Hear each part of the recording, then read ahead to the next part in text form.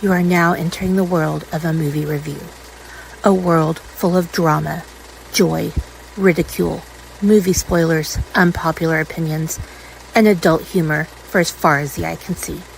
Welcome to An Evening at the Movies.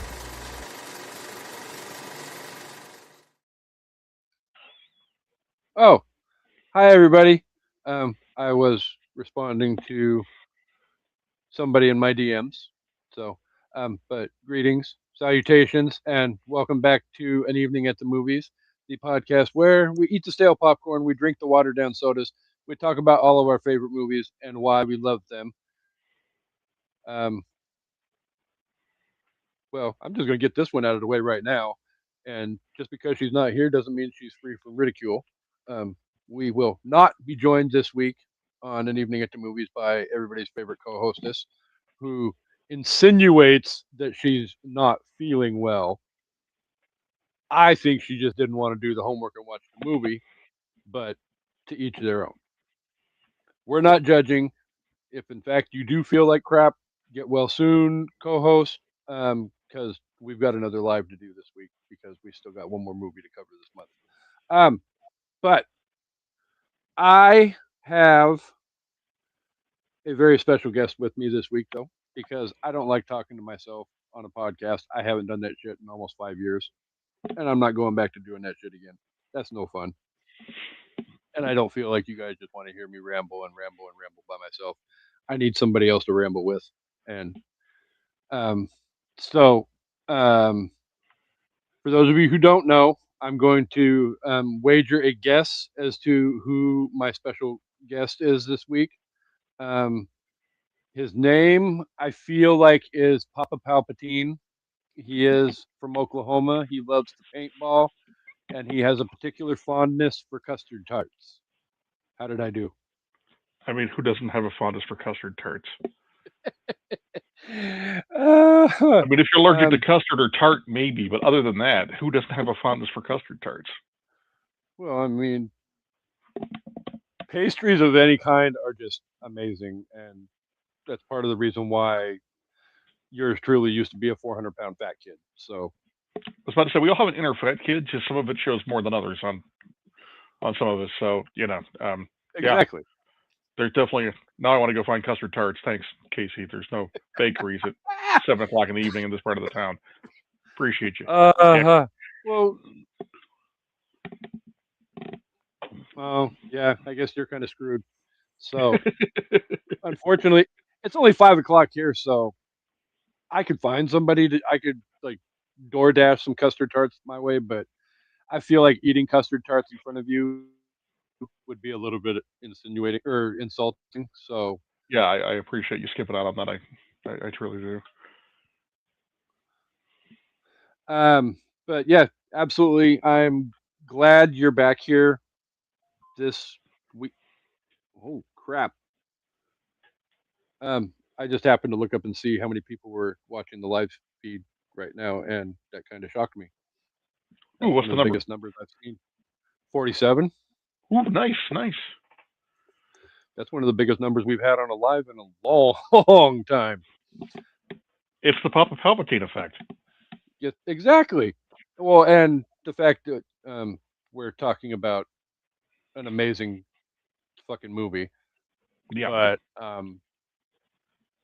I feel like it definitely fits the mold for this month's theme.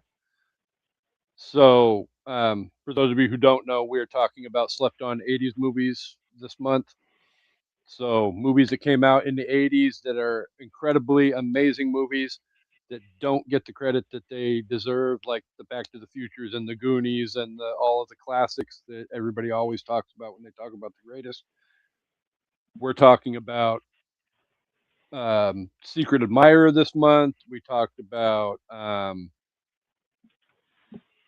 the hell did Money Pit. We talked about Money Pit last week, um, and then later this week, health allowing, we'll be talking about Ruthless People with Amanda. But I was not going to get through this month without talking about one of my absolute favorite, and I feel like very slept on movies of the 80s. young Sherlock Holmes. And Love when this movie. Papa Palpatine said that he loved the movie, it was only fitting that somebody else who loves this movie as much as I do came on. I was just honestly hoping that Amanda would be here because she has said all month long she has not seen this movie. And I feel like this is a movie that's right up her alley and she absolutely would love it. So I wanted to get her thoughts and Hmm. opinions. But I'm still gonna nag the shit out of her and make her watch it, whether I have to get her on a watch party and do it Great. that way or not, because there's some stuff to talk about with this movie that need to be talked about. And I'm not gonna lie, if she watches this movie and has anything bad to say about it, I might be looking for a new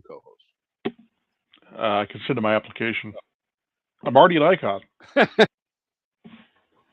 Well, I mean, you have references, and I'm pretty sure your twin will vouch for you as long as Exactly. she's not sick. And I know her and Steven both have been under the weather for the last few weeks, so Yeah. uh, I think hopefully they the finally confirmed Higginses it was the get flu. better. Yeah, dude, no. You guys can keep the flu in Oklahoma. We don't need no flus up here. Yeah, she can keep it way up on the north side of town and not pass it this direction. I'd appreciate that. And nobody got time for that.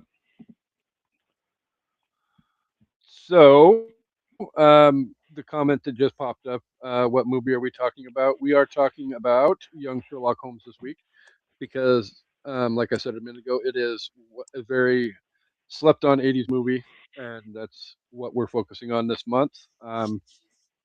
But before we get into all of that, I do have. Oh crap! I didn't grab my notes. Um, I need to go grab my notes really quick because we're going to play a small, surprising game with Papa Palpatine that he had no idea that we're going to do. Oh boy. So, 2 seconds, and I will be right back. Gonna apologize to everybody up front. Actually, I'm gonna wait for Casey so he hears all of it. But bit of backstory when we were talking about him doing the slept on 80s movies when the last episode I was on, we toyed around a couple of ideas and a couple of a long list of movies we could have done, and this one came up, and I was instantly in. Casey, what I was going to say when you walked away is I would apologize in advance. My mother was a rabid Sherlock Holmes fan, so if I get emotional here, I apologize. But I have a great, deep emotional connection to all things Holmes. You have nothing to apologize on that because my mom's sister slash my aunt is a just as avid Sherlock. I mean, she's seen everything, TV, movies, book, read all the books, all of that, and she is the one that actually took me in 1985 to go and see this movie. Oh wow, So okay. I do believe we actually even went on opening weekend to see this.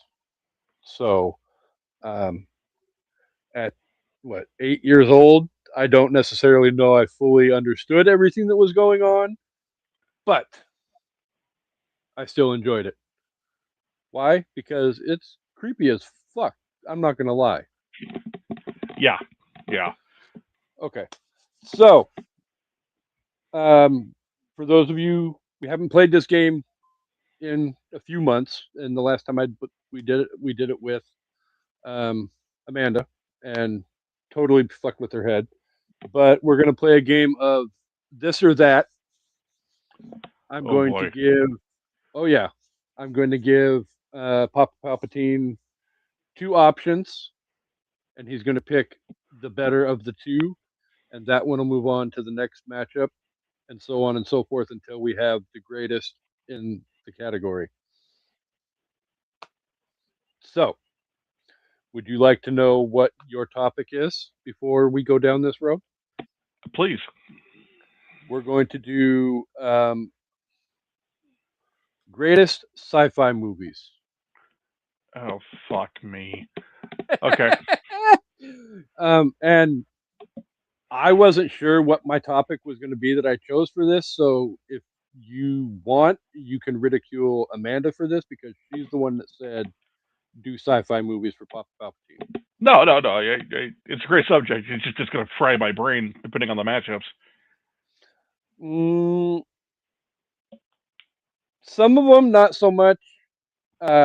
Others, I'm expecting some f bombs to come out of your mouth over this. So Well, we'll at get least we've into it. laid the groundwork.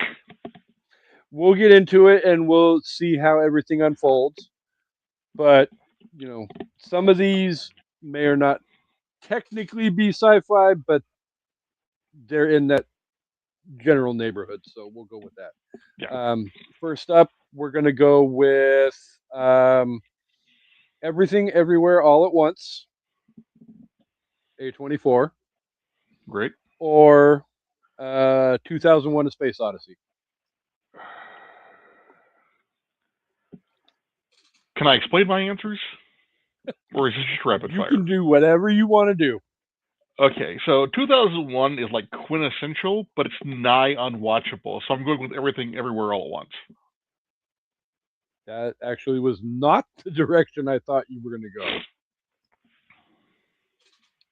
But I'm not complaining. And at the end of the day, it's your this or that. So whatever ends up winning out of everything. Um, Everything Everywhere All at Once or Escape from New York.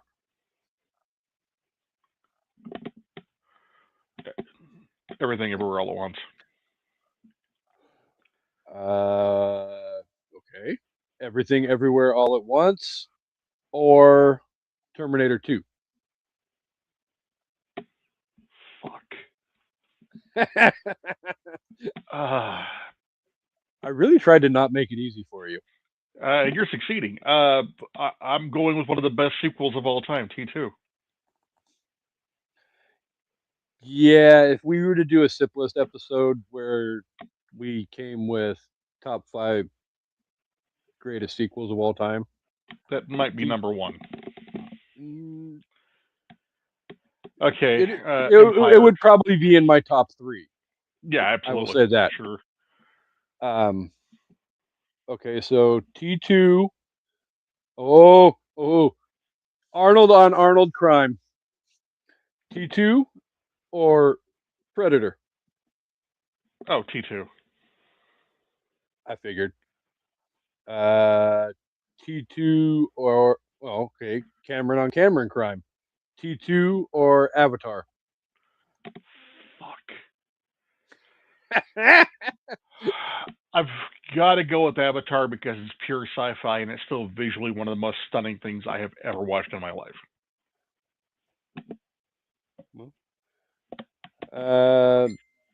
I can't argue with you on that point. So, T2 or Blade Runner? No. Avatar. Or Avatar or Blade Runner? Theatrical cut or director's cut? Let's go director's cut. Blade Runner.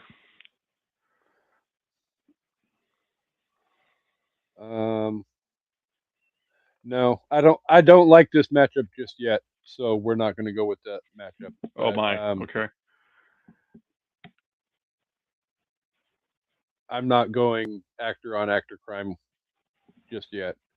So we'll flip it and go Blade Runner or The Wrath of Khan. Khan. Khan or RoboCop? Khan. Okay, now we get into the meat and potatoes of this list. Wait, that Khan. was the teaser? Yeah, that was the prick tease. Fuck. Um, Con or 2021/2024 Dune. God damn it. Ah! Fuck me. Mm, not tonight. I have a headache.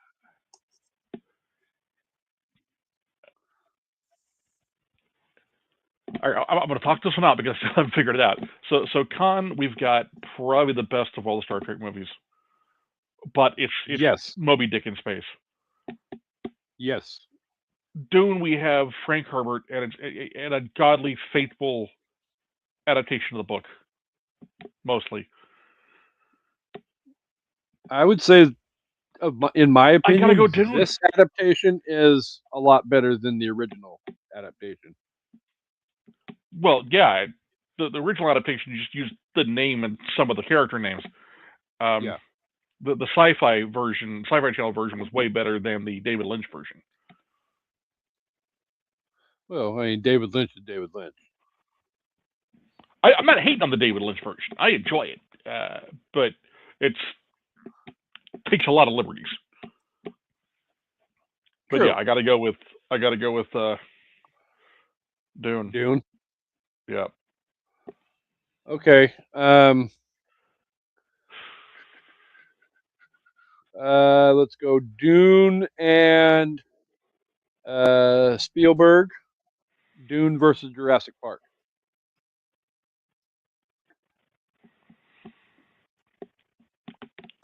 I gotta stick with Dune. If Jurassic Park had been closer to the novel, not even close. But Yeah, it wasn't. uh, yeah, they skipped a lot of stuff and then tried to cram it into the other movies that were bad. So yeah, I'm sticking with Dune. I still absolutely love the original Jurassic. The original Jurassic Park. No. I love it. I love it. But having so there are The two authors that every time they adapt one of their books, they fuck up bigly, and it's Crichton and Grisham. and Stephen King. I don't really read a lot of whole Stephen King, but I will definitely go with you on that one because everybody I know Yeah. who's a Stephen King fan dislikes pretty much all the movie and TV show adaptations. Not His dislikes, but his finds stuff is issues just with. it. Some It's stuff not is hard to adapt. it. His words are very hard to put on screen, Yeah, and that's not necessarily a bad. I mean, The Shining is one of the greatest horror movies of all time, but it is a horribly crappy adaptation of the book. Rest in peace, Stanley Kubrick, but he bastardized that adaptation big time. yeah. So, all right, one last matchup, and we will have a winner. So we've got for the title Dune or the plot twist of all plot twists. No, I am your father. Empire Strikes Back.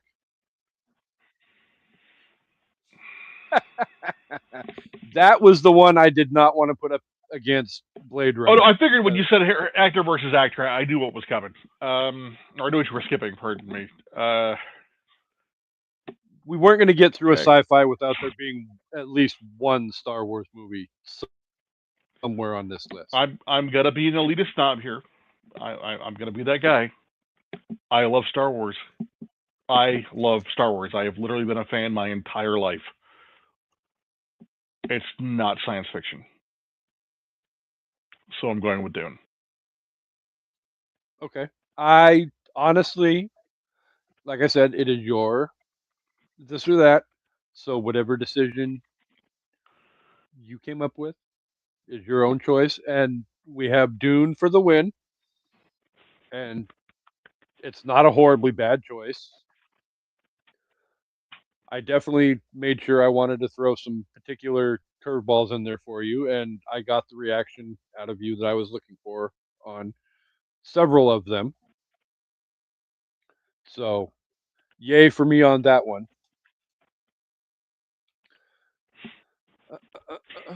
So, um, are we ready to get into the episode and discuss this movie? Absolutely. All right, I got to pull up my notes because I didn't get everything written down on paper. So, um,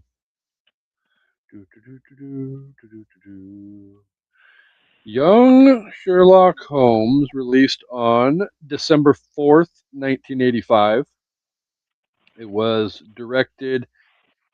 I made a mistake last week when I was hyping this movie. It wasn't directed by Chris Columbus. It was directed by Barry Levinson. The screenplay was written by Christopher Columbus, produced by Steven Spielberg, Frank Marshall, Kathleen Kennedy.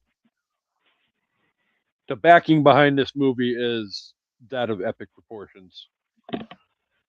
Um, it was released by Paramount Pictures. It had a budget of $18 million. Um, it had a box office of $63.7 million. So in 1985, 86, that's actually not a bad box office, in my opinion, anyway. Um, I'm assuming most of you probably have not seen this movie. If you haven't and want to stick around, thank you. We appreciate you. Um, there's going to be spoilers, so just be forewarned. Um, but unfortunately, I regret to inform you that if you do not have a hard copy of this, it is not currently streaming for free on the dark webs. You will have to spend $3.99 to rent it on Prime or Apple or wherever you rent your movies from. And um, I do happen to have um, some Rotten Tomato scores for you.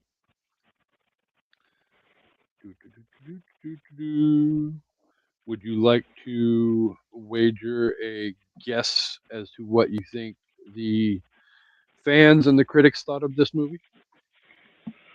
I'm gonna go in the 40s with the critics, like 42%, and I'm gonna go like 49% for the audience. I don't think this scored well. The audience, 10,000 plus ratings, gave this movie a 63%. Nice. Wait till you hear the critic score. Only on 21 reviews, though. So keep that in mind when I say this, because that kind of does tend to skew it a little bit. But 21 reviews, the tomato meter gave this movie a 71%, Really? Okay. which was honestly a lot higher than I thought it was going to be. Because I, with the a few small exceptions of people that I absolutely know love this specific franchise, um, I don't hear anybody ever talk about this movie. So,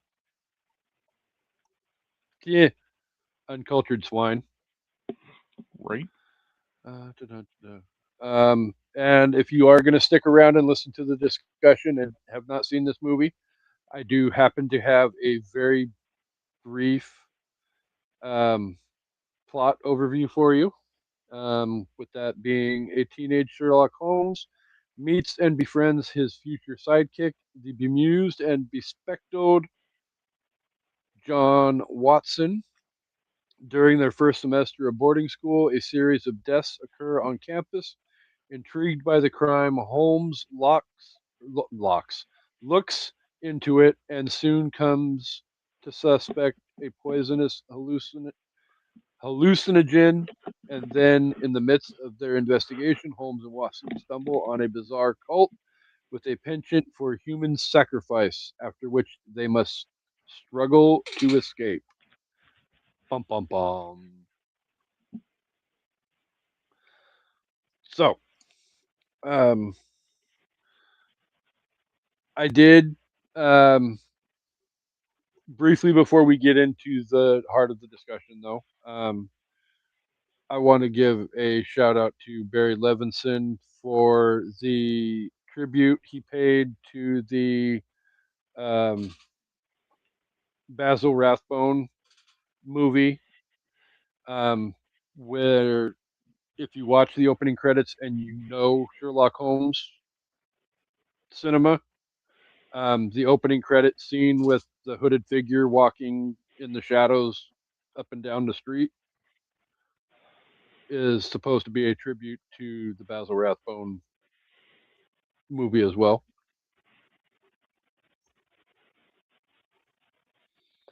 According to Prime, that's what they said.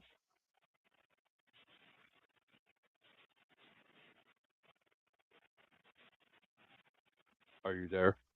Yeah, yeah. Sorry, thought you were. Okay. So, as a whole, what made you fall in love with this movie? Yeah, it's a combination of things. Like I said, it's nostalgic. I've got a happy memories assigned to it because like, my mother just loved Holmes, and this was one of those things as a kid. I got to watch a Sherlock Holmes thing with my mother that I actually understood. It wasn't the highbrow Basil Rathbone. Um, it was a lighter Holmes, just like I really enjoy the movie Without a Clue because it's a lighter Holmes. Um, Yeah. Another great slept on movie. Uh, and it's got a lot of elements of things I love. It's Victorian and it's Holmes. It's got some steampunk, which I don't know what it was back then. I don't think they even called it steampunk back then, but some of that I enjoy seeing on screen. Yeah. Um, Egyptian stuff thrown in, which is always cool to me, and the effects.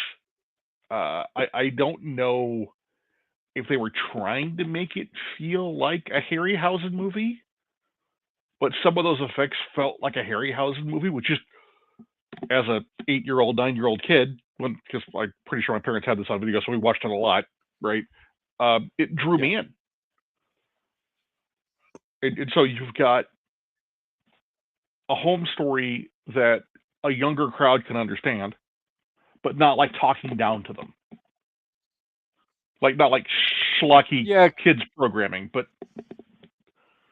more obvious than Well, a lot of the because home stuff. I think one of my tongue-in-cheek favorite aspects of the movie is something that actually plays out almost from minute, well, probably about minute 6 or 7 in the movie, all the way until just about the last line of the movie is the whole when Holmes and Watson meet each other for the first time, Hmm. and Holmes asks Watson the riddle about you're seated in a room with an all southern view, Right, and a bear walks by. What color is the bear? right, It's it's something that makes you think, but at the same time, it's not something that's overly complicated and something that um, somebody who's you know 10, 11, 12 years old couldn't wrap their head around and try and figure out. right.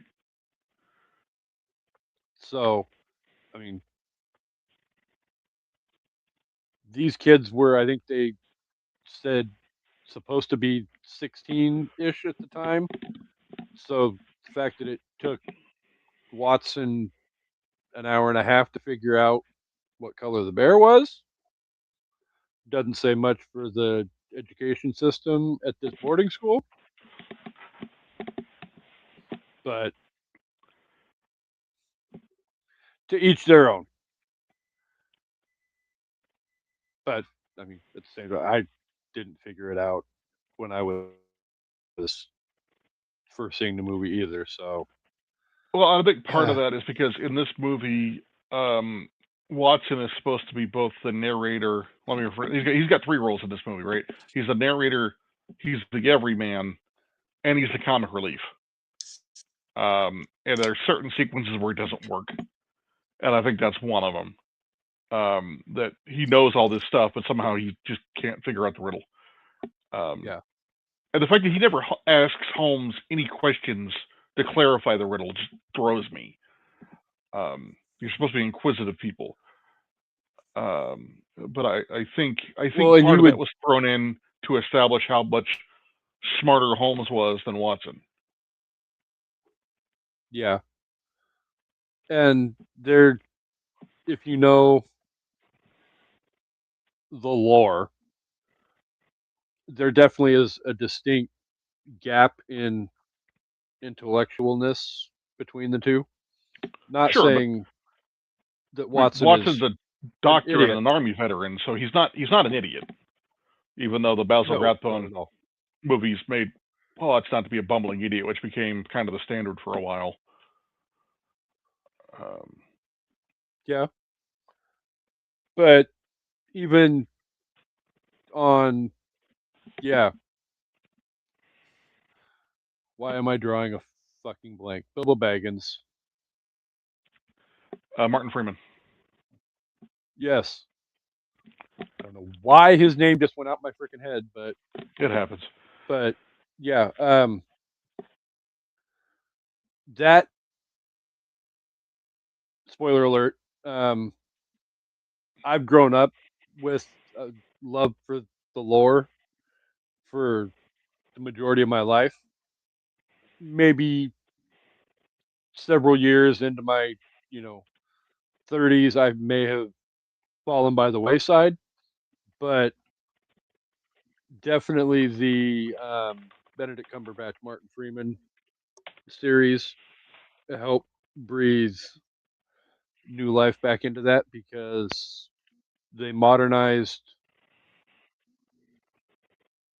the lore and brought it back into what was an incredibly popular what, 4 season series. Yeah, 4 seasons. Yeah, Four I have seasons a in a movie. love-hate relationship with that one. I I, don't. I got to their I Honda the Baskervilles episode and couldn't get past it. okay. That one was a little bit slow, but there definitely was other aspects of the I series don't know. that It were. wasn't slow. It was bad. It was I was it being was not politically correct. good. That's fair. I personally will die on the hill that the Reichenbach Falls cliffhanger and then the multiple year gap that they had between season 2 and season 3 absolutely pissed me off because like how the hell are you going to quote unquote end it like that and then make us wait years for it to come back? I mean, didn't Conan Doyle do that with the stories? Well, Like yeah, he only but brought still. Holmes back because people were mad at him. Well, I mean, you win some, you lose some. But personally, as far as Benedict Cumberbatch goes, I love Benedict Cumberbatch as Sherlock Holmes. Just my own personal taste. Sure. You don't have to be wrong or right, but I always am. I'm going to go with a more uh, extreme take. I'm going to say Elementary was a better modern Holmes adaptation than Sherlock was. Elementary was not bad at all either. That I enjoyed that as well. but well, there is some stuff that mm-mm, no is not good. But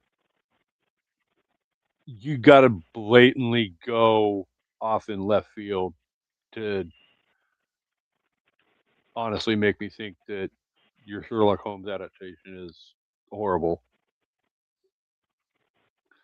I'm not as much a fan of Robert Downey Jr. as Sherlock Holmes.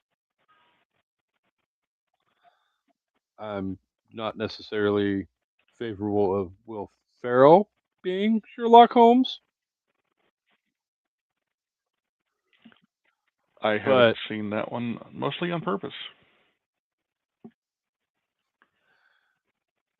I refuse to watch that because I know Will Ferrell, and to me, that's just an insult to the franchise. So, Yeah, yeah. but no, to me, one of the things I absolutely fell in love with, though, is the fact that um, clearly the novels and most of the stuff that came before this is more geared towards an elder audience, which, you know, it is what it is. But um, this movie definitely felt like a good, solid jumping off point to introduce a younger audience to the world. But yet, I think one of the main things that they succeeded with, though, is like you said, they didn't overly complicate and make it to where a younger generation was like it was all going over their head. Yeah.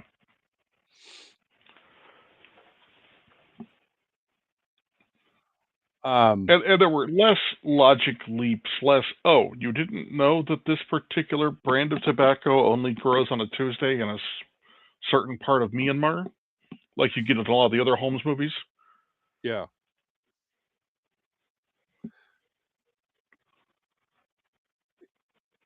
there was some complexity to the story, obviously. Oh, for Um, sure. it wasn't too complex, which Yeah. I absolutely love because I feel like that helped make falling in love with these characters that much easier to do. Where if it had just been some hoity-toity, stick up your ass, high-end Sherlock Holmes adaptation, then it'd have been very hard for an 8, 9, 10-year-old kid to get behind. Yeah. Um,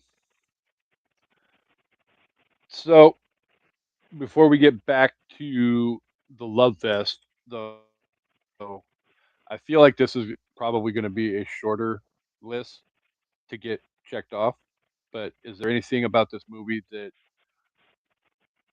you feel like doesn't stand the test of time? Isn't great?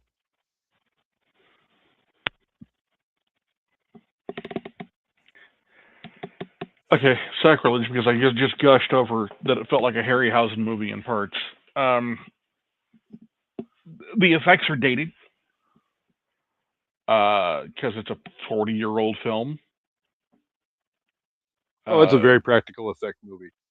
well, and even the fact practical effects aren't as good as they would have been 5 or 6 years later after this movie was made, especially on the low budget it was made on. Other than that, I think honestly, um, no, I think it all aged really well. I think the casting was solid, even though it's a bunch of that guys and no names, which works for this movie. Yeah, Um, I think honestly it aged really really well, except for maybe some of the effects. I think the story is timeless. I think the acting is solid. I think the writing is solid. I think the music is really good. Um, I love. I've been going around honestly for the last 3 weeks Singing humming the Rummy Tip. theme. Well,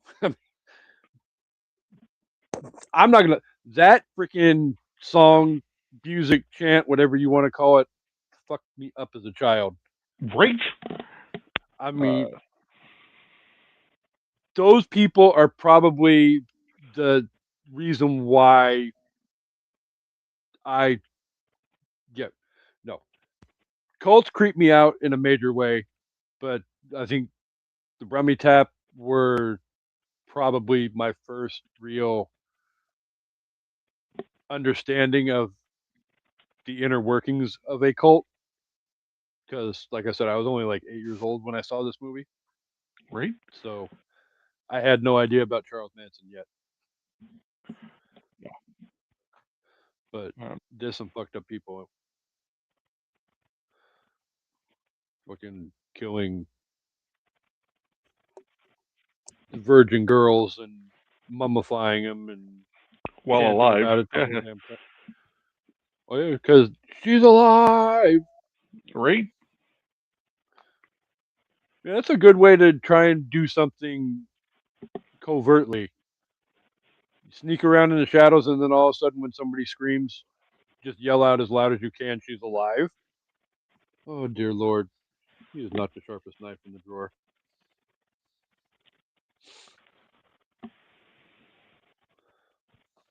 But I guess in the end of the day, he stopped it from happening. So you know, or did he stop it from? They don't really say whether or not he No, I'm was guessing quote that unquote one didn't. saved. That one didn't make it. I'm going to assume. Well, I could. I don't think the hundreds of um, disciples all went chasing after the three of them. Yeah, well, that when you pour something that hot onto somebody, especially in that era of time, they're probably not going to survive the injuries. Yeah. And okay, so what exact was that? I think paraffin that they were dumping on the girls. I have no idea what that was supposed to be.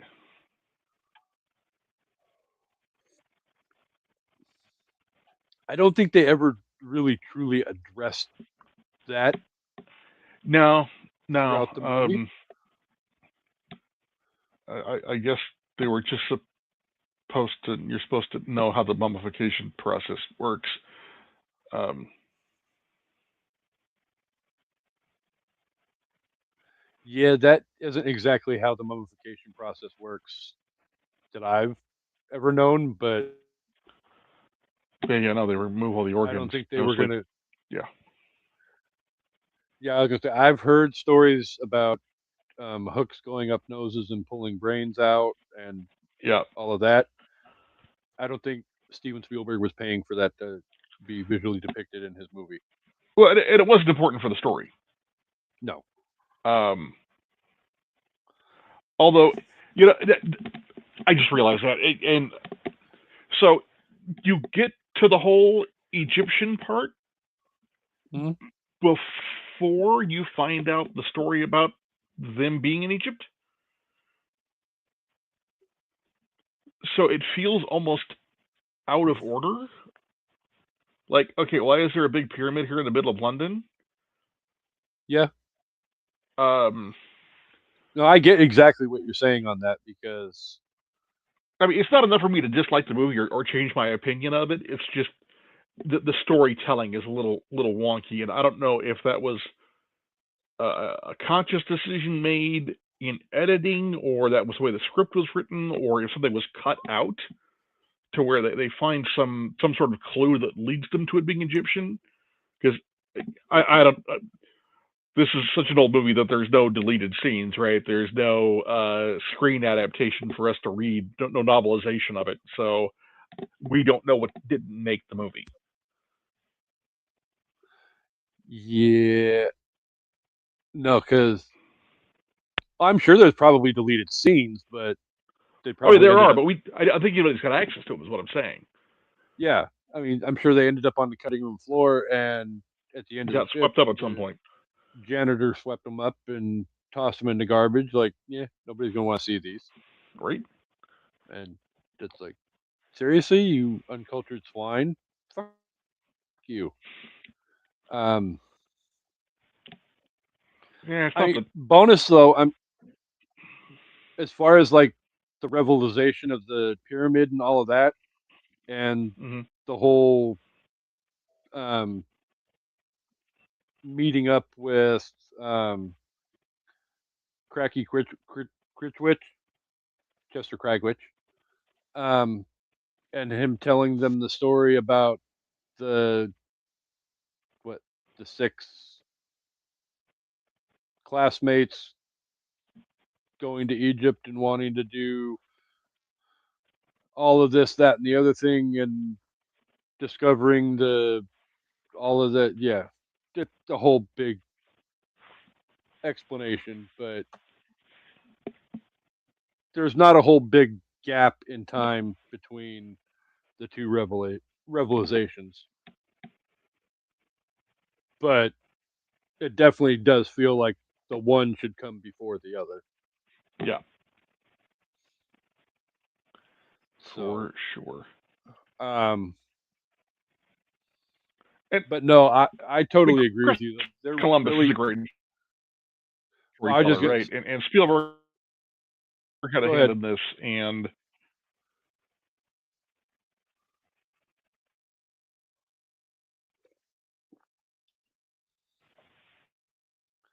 I think PP froze.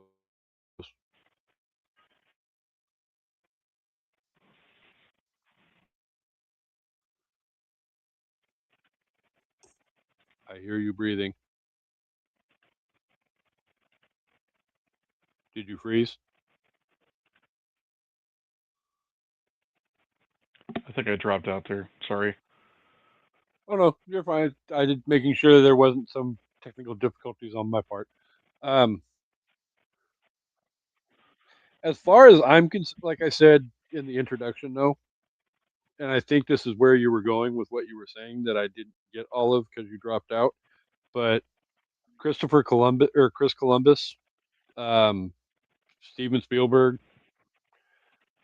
Barry Levinson for the most part. I mean, Frank Marshall, Kathleen Kennedy. But these are I great mean, storytellers we're talking about. Yeah. yeah, um, this is not the only great movie that these names have been attached. I mean, obviously everybody knows who Steven Spielberg is and what he's been attached to.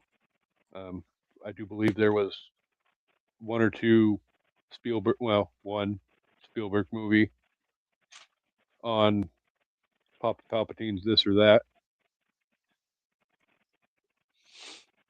but I mean, Chris Columbus and um, has been tied to how many different great movies and franchises. A lot.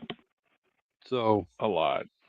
and Frank Marshall and Kathleen Kennedy have been producing some of the biggest names franchises in cinema history from the 80s and 90s as well. So,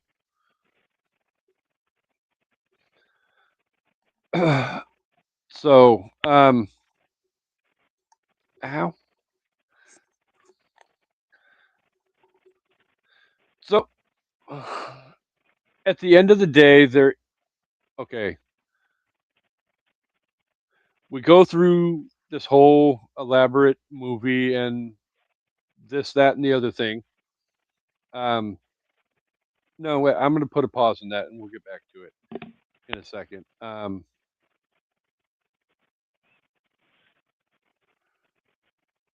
Shit, there was something I was going to bring up and I totally had it go right out my head. Um, well, we'll just go with this one instead. Um, Nicholas Rowe. as Holmes, how faithful do you feel like he was to helping develop and launch a younger version of that character? Uh, I feel like somebody locked him in a room with all the Basil Rathbone movies, and maybe some even older, some well, not older, but some of the first television runs of Holmes, and said, "Here is your legacy, carry it." And I think he did great. Um, I think he played the character well. I think he did a great homage to the great Basil Rathbone. Um, I really wish, and I know you're going to get to this because you kind of hinted at it when you asked me to do this episode. I really wish the movie had Yeah. done well enough for sequels because I think he could have done really well as a getting out into the world and being recognized for who he was, Holmes. So I may have just actually stumbled into a brilliant segue because that was actually where I was going to go initially, and then we stumbled back into the discussing how Nicholas Rowe did. Um, but so we get all the way through the movie, and okay, again, 40-year-old movie. So if you're still here watching, it's going to get spoiled. So you have a chance now to walk away and come back, or just get it spoiled. Yeah, But fuck it. If you're still here, you deserve what's about to happen. yeah, exactly. Um, we get all the way through. Um, well, not even all the way through. It's about three-quarters of the way through, two-thirds of the way through, somewhere in that general area, and we find out who the head of the Rummy Tap is and who his sidekick is, which just happens to be the mentor of one young Mr. Sherlock Holmes, Mr. Yeah, Wraith. Um, blah blah blah blah blah. Step by step, you get into a final battle. Obviously, Holmes wins at the end. Um, you think everything is done, said, over, kaput. Um, Dude ended up underneath a big, thick, frozen pond, lake, river, whatever. It is what it is. But we do end up with a post-credit scene after the movie ends, where um, this mysterious, maybe, carriage is.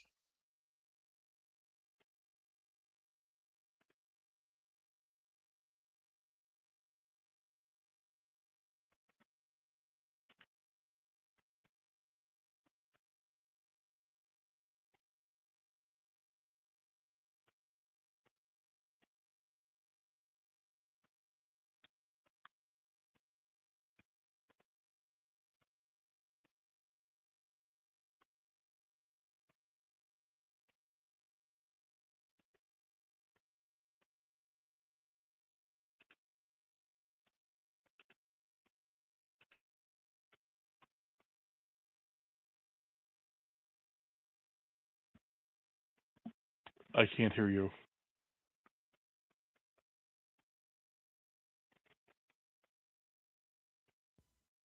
Seriously, I was in the middle of my rambling and explaining the post-credit scene. Well, I know. Yeah. So So yeah, the post-credit scene, you end up with Wraith showing up at an inn, the innkeeper asking him to sign in, and he signs in with the name Moriarty. And like saying, for those of you know what that name means.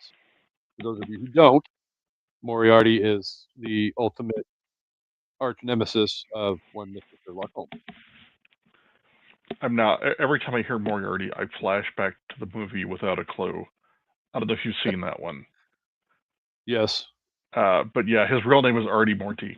Always just tears me up. I kind of wish he'd have done that movie because that movie's so slept on. And Ben Kingsley, pardon me, Sir Ben Kingsley as Watson is a fucking masterclass. Then again, I'm. Ben Kingsley reading a fucking takeout menu would be a masterclass. So Yeah, there's a handful of people who I would pay to hear read the phone book, and Sir Ben Kingsley is one of 100%, 100%. them.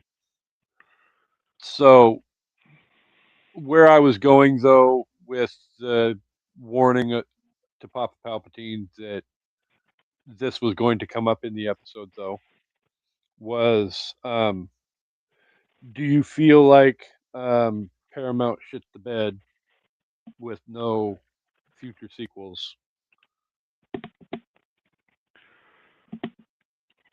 Yes and no.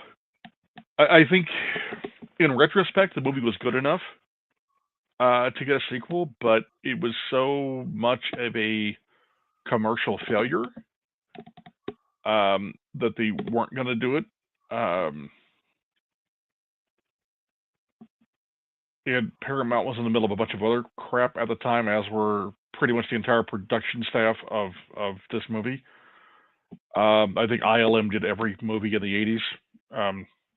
Seems like it. They were part of this one. Yeah, ILM and or Skywalker Sound probably did 75% of our childhoods. Um, If not more. right, right. So do I think it deserved a sequel? Yes, in retrospect, but I don't think Paramount shit the bed on not making a sequel. I think they shit the bed not marketing this movie well enough. I can see your point. Um, I would be willing to say that I definitely wanted more after this movie was over. Oh, for sure. Um, I I love this movie enough that I've seen it hundreds of times and probably could recite it just about word for word, start to finish. Um, so not getting more, I want more, definitely. I also am one of those people that also understand the fact too that sequels are very rarely as good as the originals.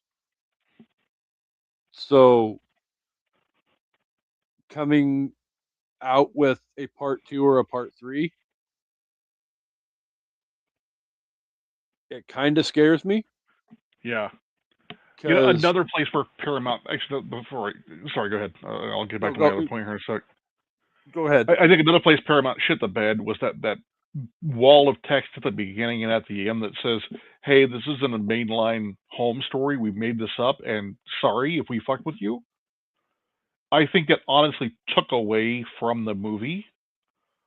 Yeah. True Holmes fans will know that this is alternate timeline, Oh which yeah. wasn't a thing that we said in the '80s, but alternate timeline, right? And the non-hardcore Holmes fans were like, "Oh, cool, different version. Next." So I think that honestly did the movie a disservice, and I don't know if that was there because of some copyright thing or somebody involved in production as a hardcore Holmes purist. I don't know.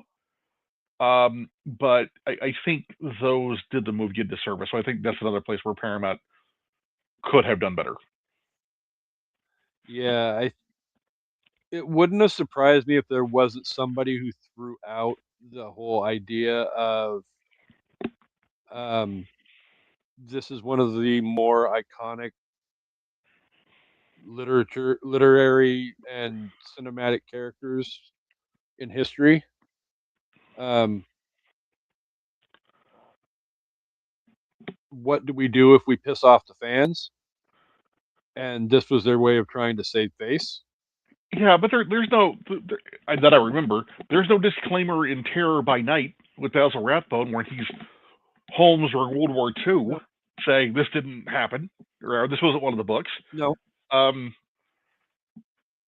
and so I think that takes away from the movie because that screws with your suspension of disbelief before the movie even starts, right? And once the movie wraps, it throws it up there and says, "This isn't a mainline Holmes story. This isn't how this happened in the books." So now you have, no pun intended, bookended the movie, telling me that we just made this shit we up and lied don't to you. put it in the Holmes story. Yeah, which anybody with a small ounce of common sense would realize that. Yeah, I mean, they've been making movies or books into movies since the dawn of cinema, right? Heck, they've been yeah, making this was books not into the plays first. for hundreds of years or longer, right? None Hmm. of them are completely faithful. The stage play of To Kill a Mockingbird is not the novel, and the movie is not the stage play, which is not the novel. But No, there's no disclaimer on any of those that says this is not the same thing. no. I mean, yeah,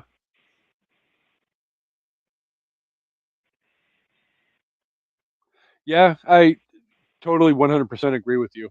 So, It might as well have said, and turn around, go to the bookstore, you won't get a refund on your popcorn.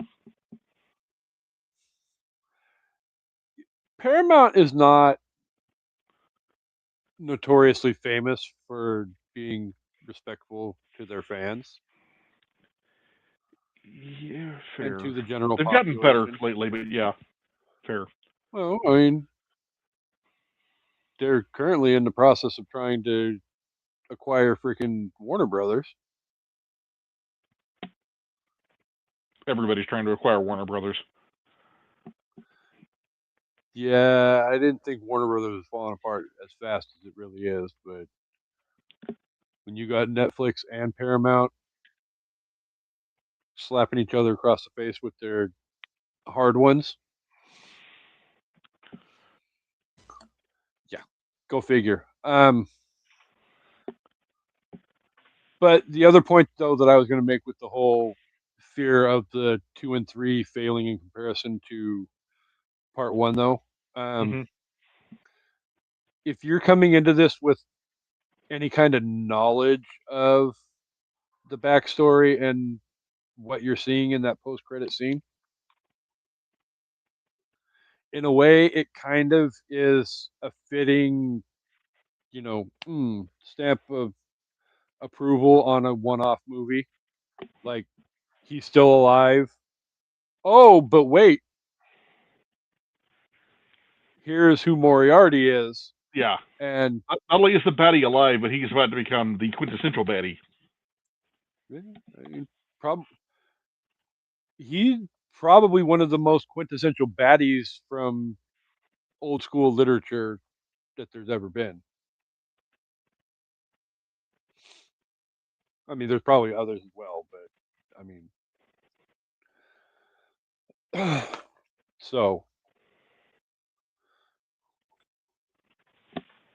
but yeah, this is one of those also as well that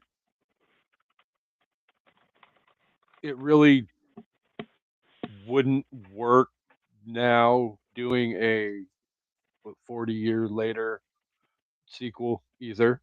So Paramount don't even fucking try it because like, okay, where the hell have these two been for the last 40 years? And I'm pretty sure at this point, um, dude who played um, Wraith is probably dead by now. For real, I believe so, yeah. not floating around under a freaking 8-inch thick piece of ice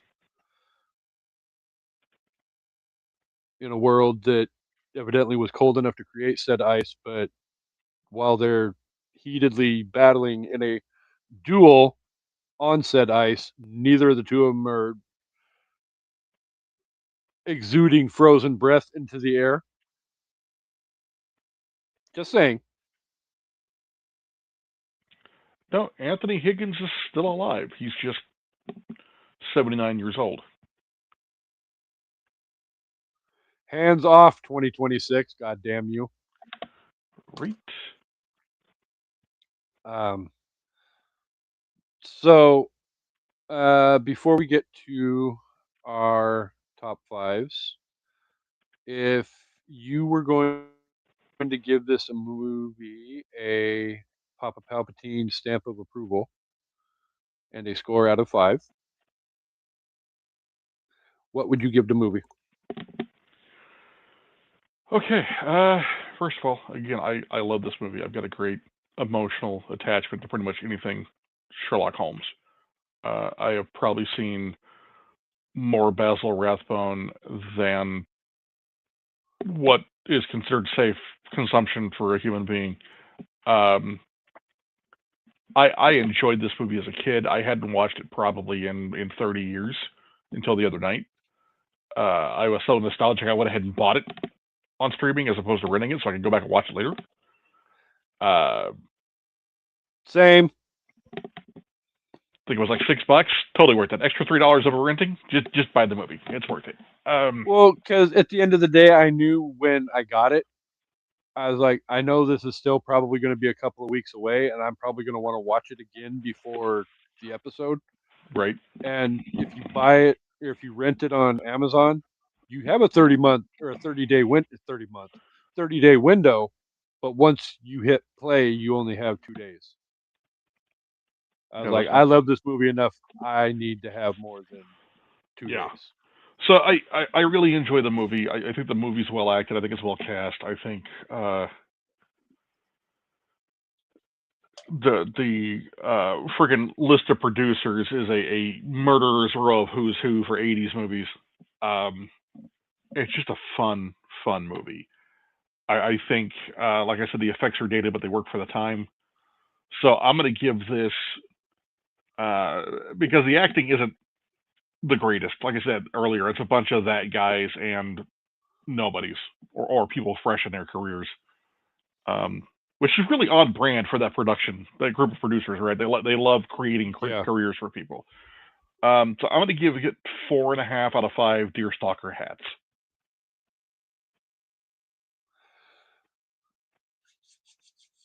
There isn't, yeah, a whole lot of bad to say about this movie at all.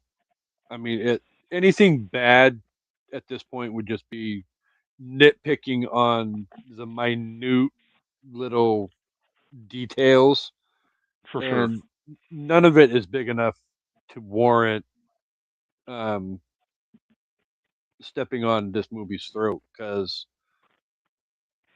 this movie had a purpose. I feel like it was designed to bring a younger, um, unknowing audience to the table and introduce them to the world of Sherlock Holmes. Hmm. And I feel like the producers, the writers, the director, the actors, everybody did an amazing job with that. Um, I feel like the practical effects, while yeah, they could be wonky at times, um, I enjoyed the pastry puppets that attack Watson in the cemetery. How did we not mention this? The freaking stained glass scene is fucking beautiful. No, I that's exactly where I was going next with my next comment was the stained glass knight coming to life and um, attacking the Reverend. Hmm. Wow, I mean that was definitely one of those aspects of the movie that totally screwed with my head as an 8-year-old kid because that a piece of glass coming to life and attacking a man of the cloth. Um, in a lot of ways, though, this movie helped shape my formative youthful years as a child. I mean, I feel like it helped set me up for loving literature and movies and everything with the immense passion that I have for both. Um,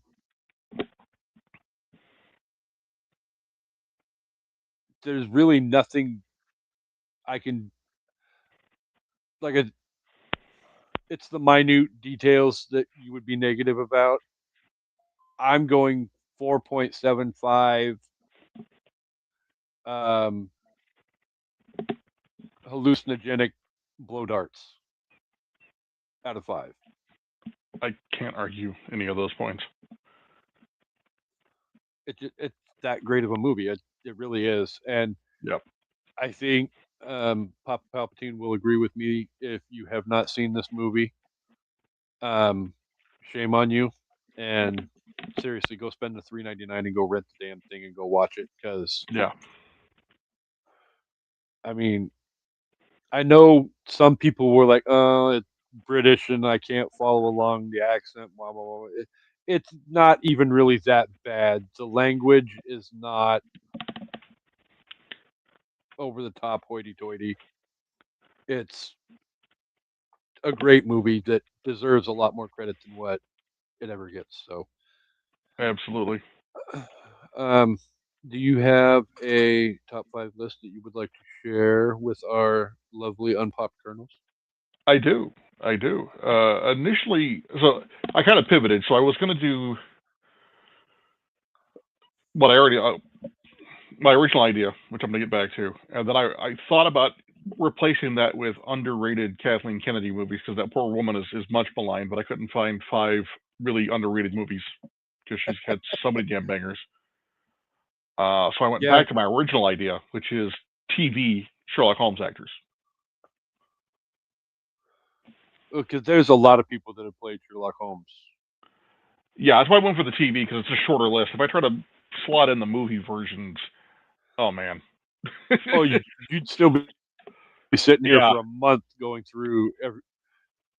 I yeah, would almost say you're not an actor unless at some point you've attempted to adapt a Sherlock Holmes story. yeah, for sure. So, starting off with the OG TV Sherlock Holmes Ronald Howard from the 1954, I think, and 55 television specials. Uh, man was the original. I think I've seen a couple of those, and it's no Basil Rathbone, but it ain't bad. Uh, number 4, Benedict Cumberbatch of Sherlock. Uh, he plays him as a sociopath really, really well. It's just I didn't like some of the story adaptations, and after a while, it's like watching an episode of House where the guy's just being a dick for the sake of being a dick. And if I wanted to deal with that, I'd talk Oh, to myself more often. he's definitely a dick at times. Yeah, yeah.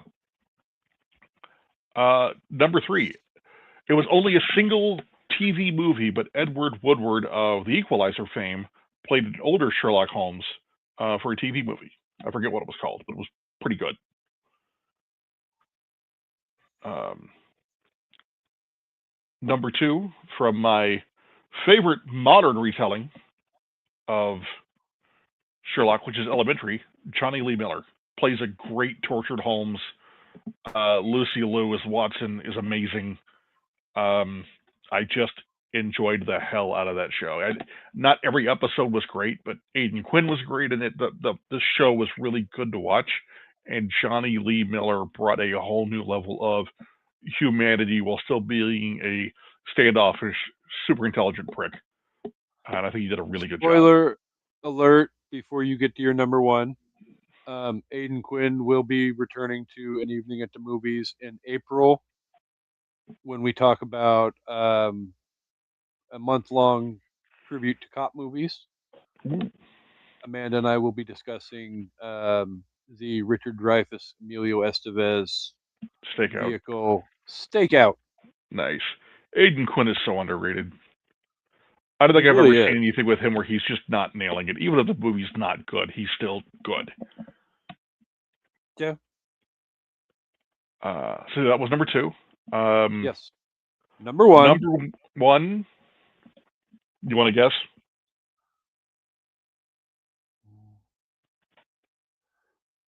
Go ahead. Jeremy Brett. Yeah.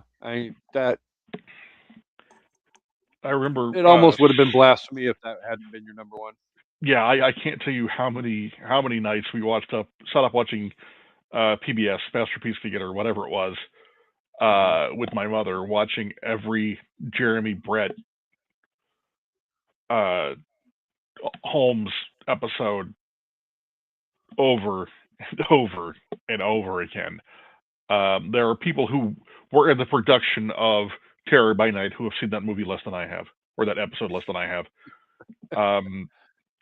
To me, Jeremy Brett is like the other side of the coin of the quintessential Holmes. Him and Basil Rathbone are the two are Holmes in my mind. Everybody else is playing a version of them. One is the cinematic Holmes. The other is the TV Holmes. Yeah. And if you want to study the role, you watch those two. Yeah. And I got three honorable mentions. First one being, and I didn't know whether this was counted as TV or not because it's streaming, but Henry Cavill playing Sherlock in the Enola Holmes movies on Netflix does really well. Those are lighter movies. It's more about Enola's character. He doesn't pop in a lot, but when he's there, he does a really good job of being Holmes. And then the other one from the same guys who came up with Elementary, the new show or newer show Watson. In the first season, Matt Berry of What We Do in the Shadows fame, good old Jackie Daytona, did the voice of Holmes for an episode. And then in the most recent season, Robert Carlyle played Holmes in the flesh. And I think both of those renditions have been a lot of fun on Watson. And Watson is actually a pretty good show.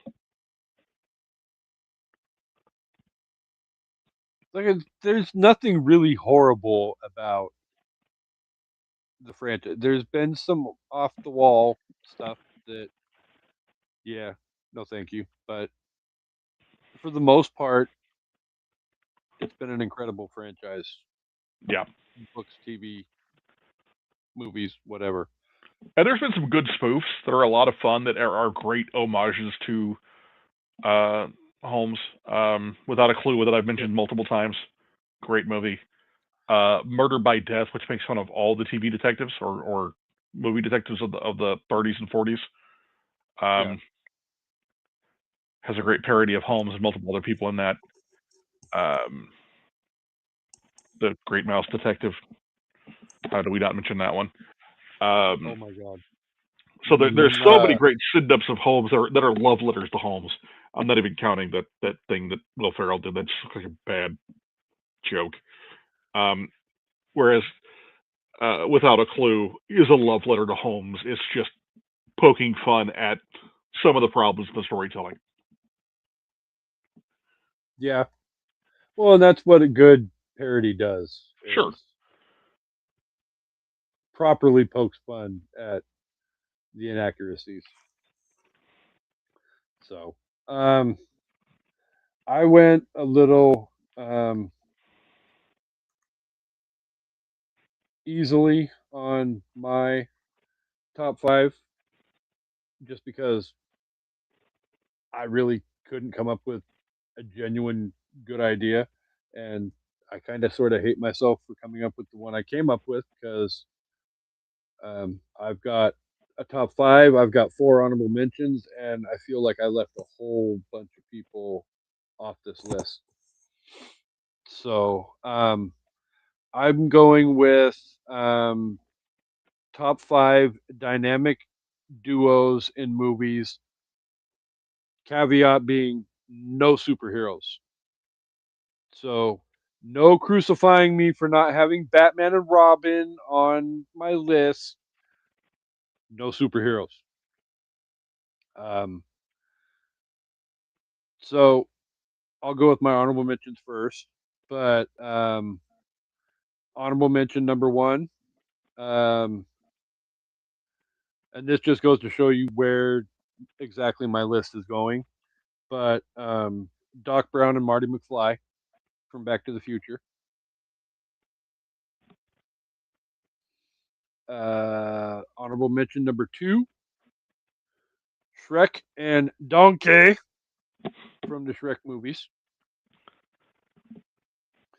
Number three, shout out to all my herbal friends, Cheech and Chong. Oh man, Um, Damien here. um, and then last but not least, one that I actually can't believe didn't make my top five, but I couldn't necessarily warrant them as quote unquote being a duo per se, but um, in a loose definition of the term duo, I guess you could say they are. Hannibal Lecter and Clarice Starling from Silence of the Lambs. Number five, James Tiberius Kirk and Spock Nice, nice. from obviously the Star Trek franchise. Number two, I'm too old for this shit, Riggs and Murtaugh. Yes. Number three, I feel like if I did not go this direction, I was going to get ridicule from my co-host if she had been here, because there is definitely a lack of. Well, there's only one other female on this list, and she didn't even make the top five. But we're going to go Thelma and Louise. Number two, Sherlock Holmes and Dr. Watson. And then number one, I could not warrant. I tried putting this week's subject matter at number one. I could not go ahead of these two. So, as much as I tried, and then I tried again, but um, number one is Han Solo and Chewbacca.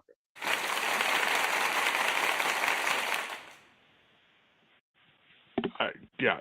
Honestly, your list is way harder than mine, right? Because there's so many great options there, and not trying to bust your balls, but other ones to consider. Cagney and Lacey, Mm-hmm. Starsky and Hutch, um, Paunch and Baker, Yeah, no, the Spooky. list is so. I feel like we all could have done Like we our could have own done a top top five. 20, right? And we probably would not. We would have had some overlap, right? But there's just so many great duos out there. You almost have to Oh yeah, limit yourself, right? Am I doing TV? Am I doing movies? Am I doing literary? Because there's just too many options. so many options. From So current pop culture, Dunk and Egg. yeah, SpongeBob and Patrick, Okay, yeah, sure. Ren and Stimpy. Hell yes. Gods, I love that show. Uh, what? Never mind. So, but this was a lot of fun. I'm glad we got to spend the last almost hour and a half talking about a movie that, again, doesn't get talked about enough. It is a fantastic movie. Again, we encourage everybody, Amanda including, if you have not seen this movie, go out and spend the $3.99 and watch it. Amanda, you are still going to hell if your feet held to the fire and expected to watch this movie because it's that good of a movie. And I, honest to God, think you will not give it an eight. Just saying.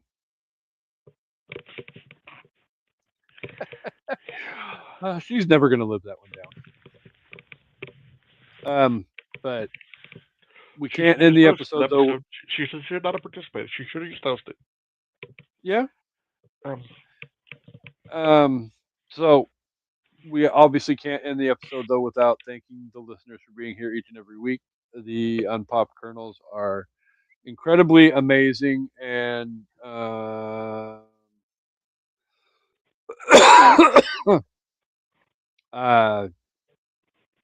we appreciate each and every one of you for being here each and every week. I want to thank Papa Palpatine for joining us, and he knows more than anything. He is welcome to come back any week that he wants. He is an iconic person to have on the show, and we are glad to have him, even if he refuses to watch the greatness that was the Super Bowl from a couple weeks ago. But I digress. Coming up on an evening at the movies, we have one more slept on 80s movie to discuss with you, and that is going to be Ruthless People, as long as the co host is up for it. Um, I'm not sure what day we will be doing the live. It's talked about Thursday, but I know it will not be on Friday this week because yours truly has a doctor's appointment after work on Friday, and Friday's payday. So it'll probably be Thursday, or I don't know what she's doing over the weekend, but Saturday's an option as well. But and then coming up in March, we have female-led movies where we will be discussing Hidden Figures, Legally Blonde, Don't Shoot Me, Wicked Part Two, and there's a fourth one, and it's slipping my mind. Uh, I will get back to you on that one on the Ruthless People episode. Um, but we've got great stuff coming up. We're also working on our schedule for April, which, as I said earlier, is going to be cop movies. Um, Amanda has some recommendations. I have some recommendations, and that's going to be another one where, as your co-hosts, we're just going to put together the schedule and not let the colonels vote on it because, again, cough. there's Striking distance cough. that's not a bad movie. It's really not. At the same time, there's going to be some movies that obviously are going to get left off because there There's are just not some enough time. fun cop movies, and we could record an episode every day for the Cobra month of with April. Stallone. And Cobra,